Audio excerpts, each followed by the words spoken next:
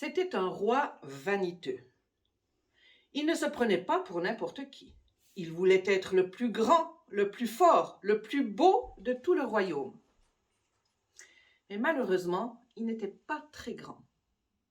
Alors il a fait venir ses conseillers pour trouver une solution qui lui permette d'être au moins aussi grand que le plus grand du royaume.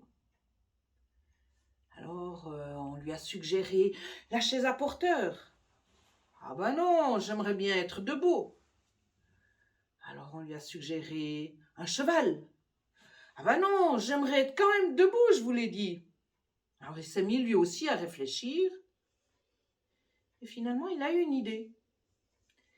Il s'est fait faire une paire de talonnettes à mettre sous ses souliers qui le grandiraient suffisamment pour être au moins aussi grand que le plus grand du royaume.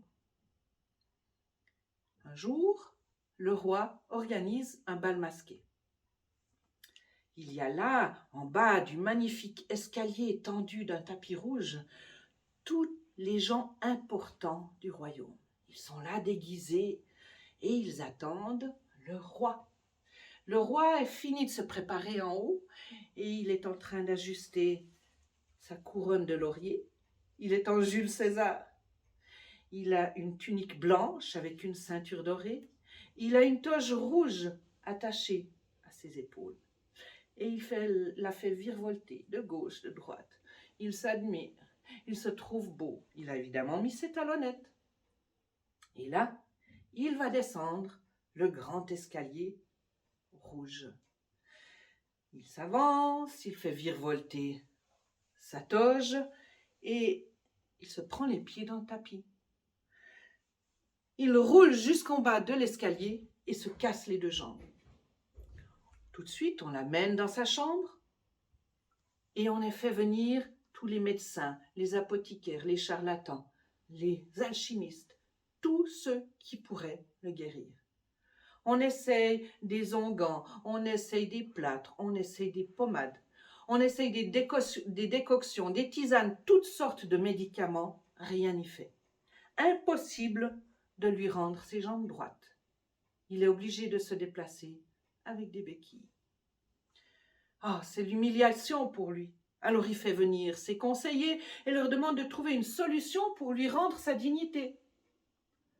Alors, les conseillers réfléchissent. Ah, on pourrait vous mettre sur une chaise à porteur.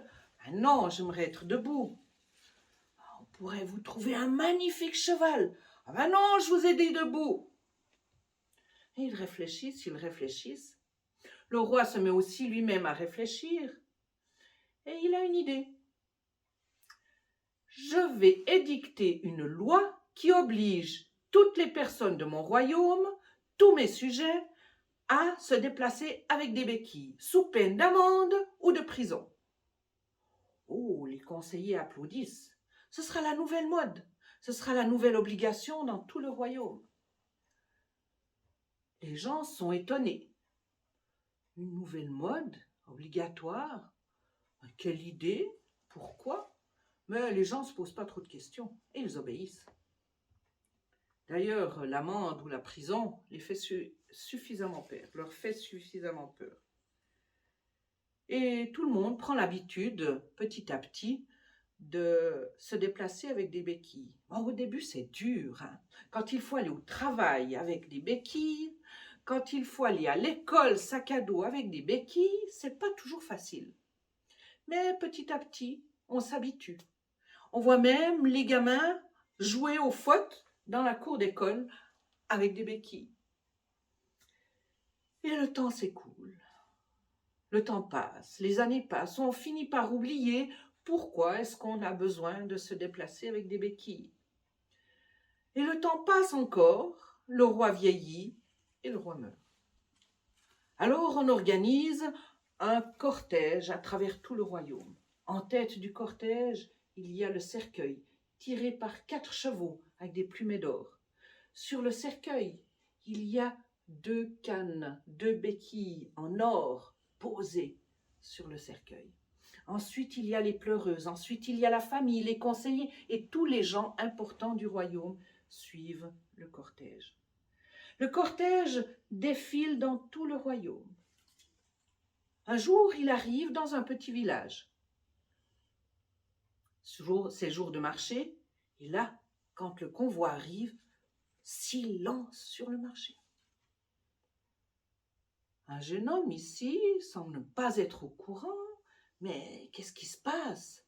Ah, c'est le roi, il est mort, il faut se recueillir, il faut faire silence. Le roi est mort? Ah, on n'a plus besoin de béquilles. Et il lâche ses béquilles. Ah, mais t'es fou, tu vas être mis en prison, tu vas avoir une amende, reprends tout de suite tes béquilles. Ah non, si le roi est mort, on n'a plus besoin de béquilles. Mais voilà qu'au bout de la place, il y a 2 gendarmes qui se précipitent avec leurs béquilles et qui poursuivent le jeune homme. Mais pensez bien que sans béquilles, il va bien plus vite. Et il tourne au coin de la rue avant que les gendarmes ne l'aient attrapé. Et les gendarmes ne l'ont pas vu tourner, ils passent tout droit. Ils ne le retrouvent pas. Mais sur la place, une jeune fille a tout observé. Elle réfléchit.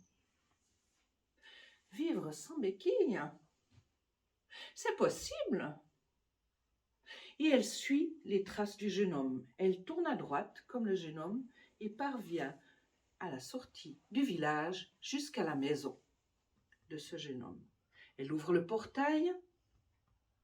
Le jeune homme ouvre la porte. Il sort et lui demande « Qu'est-ce que je peux faire pour toi ?» Et la jeune fille, avec ses 2 béquilles, lui demande « Mais c'est vraiment vrai qu'on peut vivre sans béquilles ?»« Essaye !» Et la jeune fille lâche une béquille. Et puis elle lâche la 2e. Elle fait un pas en arrière, 2 pas en arrière, 1 pas en avant. Le jeune homme se rapproche. Et il commence à danser avec elle. Et je crois qu'il danse encore.